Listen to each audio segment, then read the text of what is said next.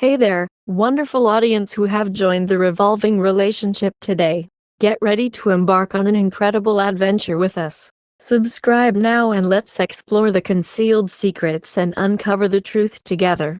Today, we will delve into a challenging topic that is relevant to all of us on our journey: handling deceit and betrayal. Well, my friend, today's story about OP found out his high school sweetheart cheated with his best friend. Let's see what happened. Sorry if some of the stuff sounds stupid or AI, like I am not of the native tongue of English and I used one of the Google chatbots to fix up the story. All the information is correct and is probably a better read anyway.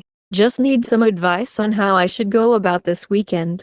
I planned on staying, but maybe I should leave with the kids. Well, act like I'm leaving and set up cameras. I had cameras, but I took them all out after rearranging the garage years ago. I remember it like it was yesterday, the first time I met Sarah.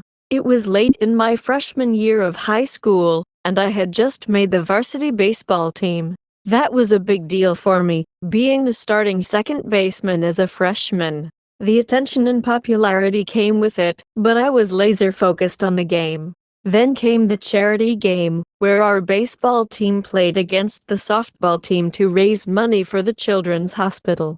That's where I first saw Sarah. She was the first baseman for her team, and I couldn't deny she was beautiful. A lot of the guys on my team were talking about her, trying to get her number. But I wasn't interested in that. I was focused on winning the game.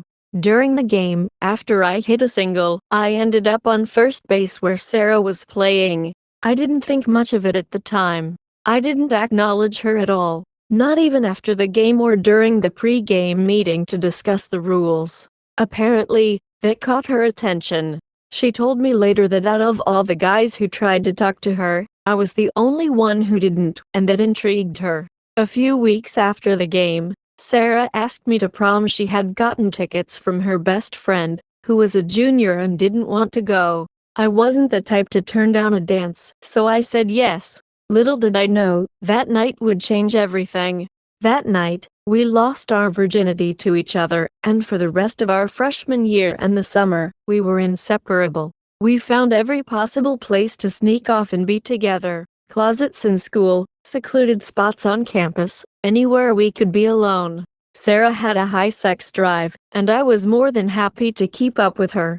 Looking back, it was our intense physical connection and the fact that I didn't chase her like the other guys that brought us together. Our relationship was solidified with moments like our first prom, skipping school to be together, eating at different restaurants, and getting each other promise rings that summer. And, of course, the charity game where we first met. But it wasn't always smooth sailing.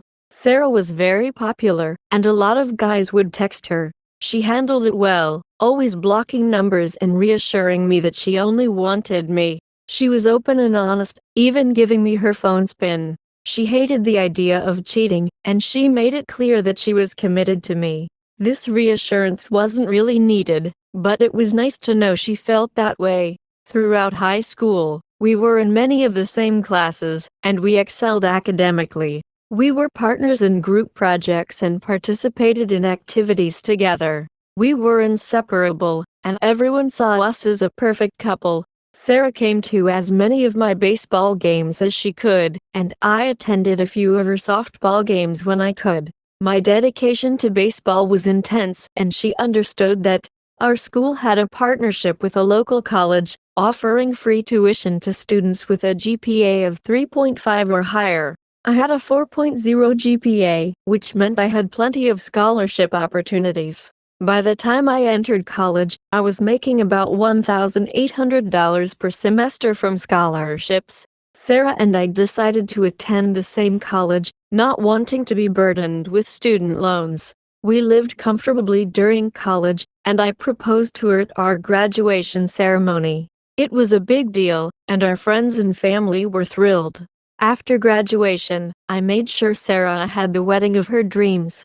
I was already doing well financially, working as a lawyer specializing in insurance cases. I was the sole breadwinner for the first 3 years of our marriage, while Sarah focused on selling items online through her flower store and completing her studies in cosmetics.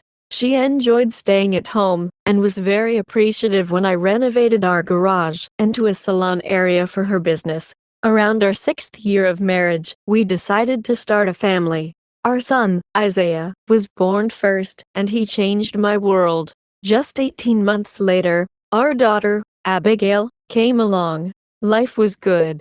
We had financial stability, and Sarah decided she only wanted 2 kids after the exhausting experience of Isaiah's birth. She had her tubes tied, and we settled into our new routine as a family of 4. Fast forward to now, Sarah and I are 35 years old, and our kids are 7 and 5. Recently, I've noticed some changes in Sarah's behavior. She started leaving the kids with friends more often and coming home late. Initially, I assumed she was busy with salon appointments, but there was more to it. Our sex life, which had already slowed down, became almost non-existent. Sarah seemed upset about it, but I planned to make it up to her by spending a weekend together, just the 2 of us. Then things got worse. Sarah started coming home very late, sometimes with hickeys on her neck. When I asked about them, she said they were from bee stings. I believed her at first. I'm not well versed in gardening or bee behavior, but deep down, I knew something wasn't right. She had always been loyal, and the thought of her cheating never crossed my mind until now. As I pieced together these changes, the late nights, the unexplained hickeys, and her distant behavior, a feeling of unease settled in. I wanted to believe her, but the inconsistencies were becoming too hard to ignore. It was time to take a closer look at what was really happening.